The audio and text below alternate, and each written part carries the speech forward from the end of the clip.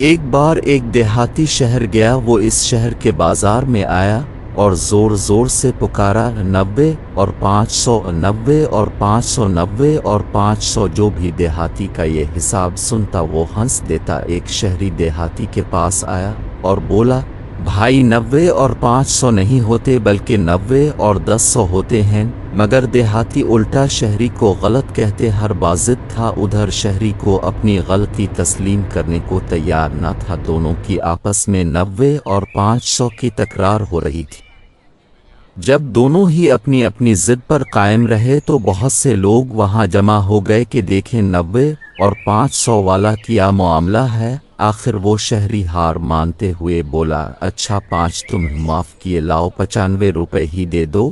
دیہاتی یہ سن کر ہکا بکا رہ گیا، جس پر لوگ اسے تانے دینے لگے اور بولے، میاں دعا کرو، اس نے تمہیں 5 روپے معاف کر دیے ہیں۔ آج کے دور میں کون ایسا کرتا ہے، مرتا کیا نہ کرتا۔ دیہاتی نے اپنی جیب سے 95 روپے گن کر شہری کو دے دیے اور پھر بدلہ لینے کی ٹھان لی۔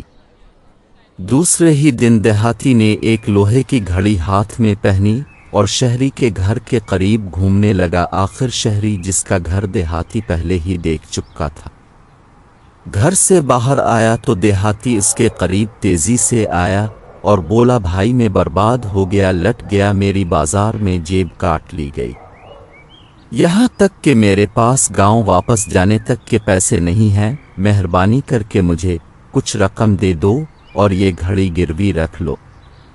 شہری کی نظر جب گھڑی پر پڑی تو اس کی رال ٹپک پڑی، کیونکہ اس کی چین سونے کی مانند چمک رہی تھی۔ وہ بولا، کیوں نہیں بارے وقت میں انسان ہی انسان کے کام آتا ہے۔ شہری نے جھٹ سے اپنے بٹوے میں سے رقم نکالی اور گن کر اسے 200 روپے دے دیے۔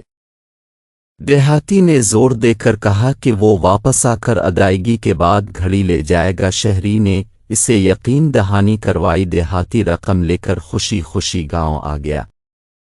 جب کافی دیر تک وہ لوٹ کر نہ آیا تو شہری کا ماتھا ٹھنکا۔ اس نے وہ گھڑی ایک سونار کو دکھائی تو انکشاف ہوا کہ گھڑی کی چین پر سنہری پالش کر کے اسے سونے کی بنایا گیا۔ اب تو شہری اپنا سر پیٹ کر رہ گیا۔ دیہاتی اس سے اپنی کھوئی جانے والی رقم کا بدلہ لے گیا تھا۔